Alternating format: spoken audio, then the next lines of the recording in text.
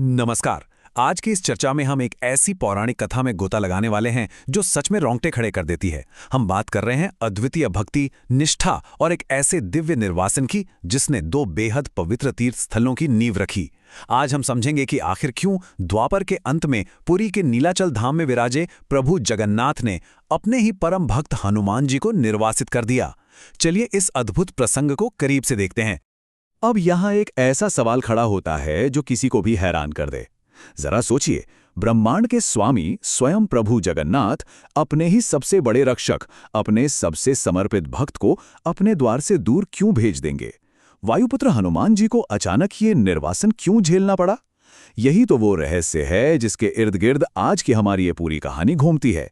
और यकीन मानिए, इसका कारण कोई सजा नहीं, बल्कि एक बेहद खूबसूरत ईश्वरीय लीला है। तो हमारी ये कहानी शुरू होती है पुरी के भव्य समुद्र तट पर बने जगन्नाथ मंदिर के सिंहद्वार से। वहां पहुंचते ही हनुमान जी ने एक अटल प्रतिज्ञा ली थी। उन्होंने कहा था, जब तक सूर्य और चंद्रमा की आभा इस धरती पर है, मेरे प्रभु के इस धाम की ओर कोई भी संकट आंख उठाकर नहीं देख पाएगा। जरा उस दृश्य की कल्पना कीजिए। उनकी गदा की एक धमक से दिशाएं कांप जाती थीं। वो वहां के मुख्य क्षेत्रपाल बन गए और एकदम प्रचंड निष्ठा के साथ पहरा देने लगे। लेकिन हम सब जानते हैं कि हनुमान जी सिर्फ एक रक्षक तो है नहीं, वो परम भक्त भी हैं। समय बीतने के साथ मंदिर के भीतर से आती झांझ और मृदंग की मधुर आवाजों ने उन्हें पूरी तरह से अपने आराध्य में लीन कर दिया। वो एक गहरे अलौकिक ध्यान में चले गए। अब पवनपुत्र ठहरे तो उनकी हर सांस में आंधी जैसा वेग था। उनके रोम रोम से राम और जगन्नाथ की ध्वनि गूंजने लगी। ये भक्ति इतनी शक्तिशाली हो गई कि उनके राम राम जाप से उनकी सांसों की गूंज किसी भारी गर्जना की तरह मंदिर की दीवारों से टकराने लगी। और बस यहीं से एक बड़ा ही अनोखा टकराव पैदा हो गया। एक तरफ हनुमान जी की सांसों का वो प्रचंड तूफान था जो आधी रात के सन्नाटे में किसी सिंह की दहाड़ जैसा प्रतीत हो रहा था। उनके वेग से मंदिर के विशाल पत्थर तक थरथरा रहे थे। और दूसरी तरफ मंदिर के गर्भगृह में रत्न सिंहासन के समीप माता लक्ष्मी की कोमल और दिव्य निद्रा थी। ये विशुद्ध भक्ति के प्रचंड शोर और ईश्वरीय विश्राम के लिए जरूरी असीम शांति के बीच का सीधा सीधा टकराव था। जाहिर सी बात है, इस टकराव के कारण माता लक्ष्मी का व्याकुल होना पूरी तरह से स्वाभाविक था। वो जब भी आंखें मूंदती, पवनपुत्र के श्वासों का शोर उन्हें चौंका देता। सोचिए, महल के झरोखे कांप रहे थे, गर्भगृह के दीपों की लौ डगमगाकर बुझ रही थी। उन्होंने प्रभु जगन्नाथ से कहा कि इस प्रलयंकारी आंधी में आखिर विश्राम कैसे संभव है। उनका अनुरोध एकदम स्पष्ट था कि हनुमान का समर्पण निस्संदेही महान है, लेकिन नीलाचल धाम की शांति बनाए रखने के लिए उन्हें शांत रहने को कहा जाए या फिर कोई दूर का स्थान दिया जाए। लेकिन यहाँ प्रभु जगन्नाथ का जो उत्तर था वो दर्शाता है कि भगवान अपने भक्त के प्रति कितने करुणामयी होते हैं।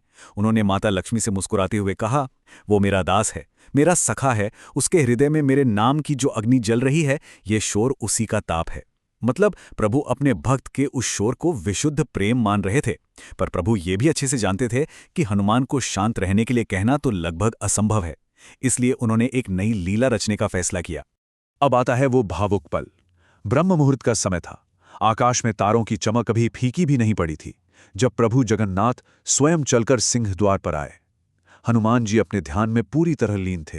अपने आराध्य को सामने साक्षात देख उन्होंने तुरंत दंडवत प्रणाम किया। लेकिन तभी प्रभु ने उनसे कहा कि उनके सांसों का वेग माता लक्ष्मी के विश्राम में बाधा बन रहा है।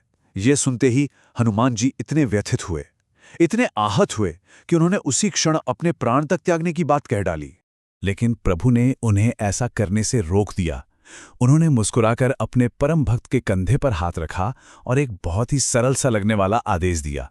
उन्होंने कहा कि हनुमान जी को बस इस स्थान से थोड़ा पीछे हटना है। कितना पीछे? केवल 2.5 कदम। जी हाँ, सिर्फ 2.5 कदम। बस इतना पीछे हटना है ताकि सांसों की गूंज मंदिर के भीतर ना सुनाई दे। सुनने में तो ये बहुत ही छोटा और आसान सा आदेश लगता है ना, लेकिन असल खेल तो यहीं शुरू हुआ। यहीं एक बहुत बड़ी गलतफहमी हो गई।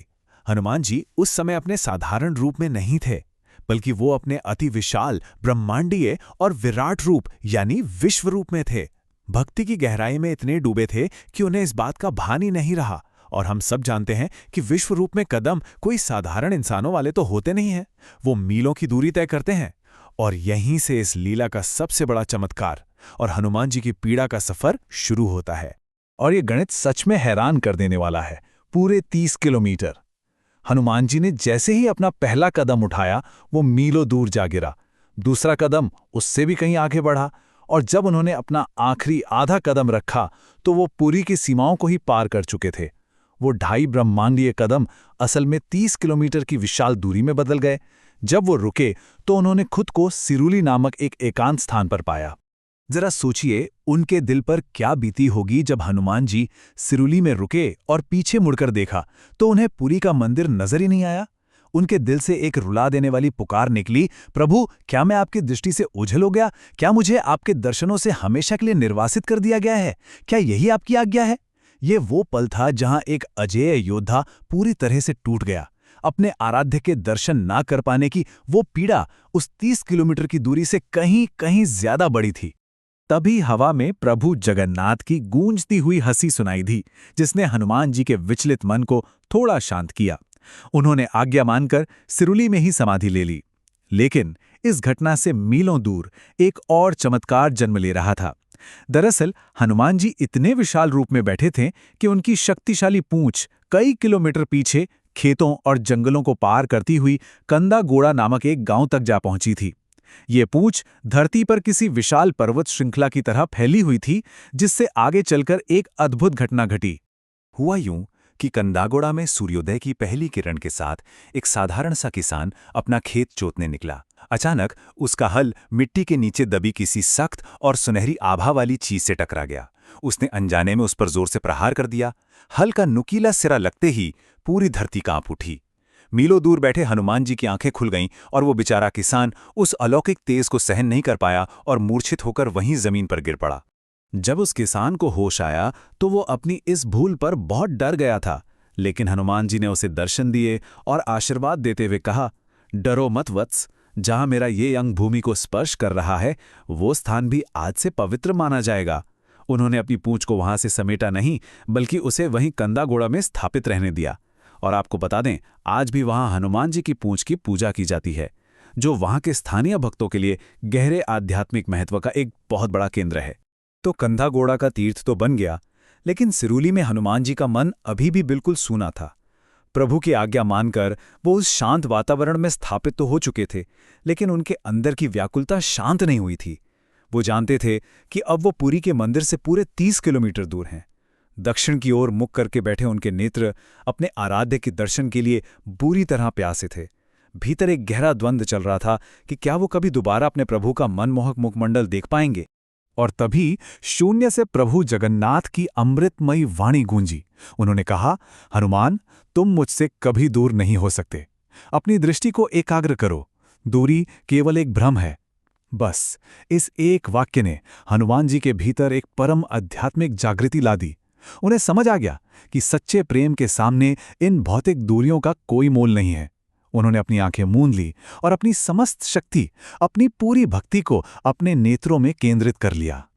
इस दिव्य दृष्टि और जागृति का नतीजा आज भी सिरुली महावीर मंदिर में स्थित उस अद्भुत 10 फुट ऊंची मूर्ति में साफ दिखाई देता है। पता है क्या हुआ? जब हनुमान जी ने अपनी बाईं आंख खोली तो उनकी दृष्टि उन मीलों की दूरी को चीरते हुए सीधे पुरी के मंदिर के नील चक्र पर जाकर टिक गई। दूरी मानो समाप्त हो गई और साथ ही उनकी दाहिनी आंख ने दक्षिण की ओर लंका की दिशा में देखा, ताकि कोई बुरी शक्ति वहां ना आ सके। एक ही समय पर एक आंख में विशुद्ध प्रेम और दूसरी में रक्षक का काल रूप। इस पूरी कहानी का सबसे अहम संदेश यही है, दूरी का भ्रम। हनुमान जी का वो निर्वासन कोई सजा तो थी ही नहीं, बल्कि ये दुनिया को सिखाने की एक ईश्वरीय लीला थी कि अटूट भक्ति 30 किलोमीटर क्या, किसी भी भौतिक दूरी को पार कर सकती है। सिरुली से पुरी तक फैला भक्ति का ये अंबर हमें एक बहुत बड़ी बात सिखाता है कि अगर श्रद्धा की आंख से देखा जाए तो भक्त और भगवान के बीच कोई विस्थापन, कोई दूरी होती ही नहीं है। इस पूरी कथा को गहराई से समझने के बाद एक बहुत बड़ा सवाल हमारे सामने रह जाता है।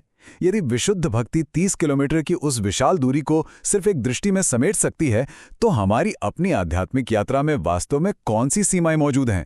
क्या वो दूरियां भी केवल हमारे मन का एक भ्रम नहीं है?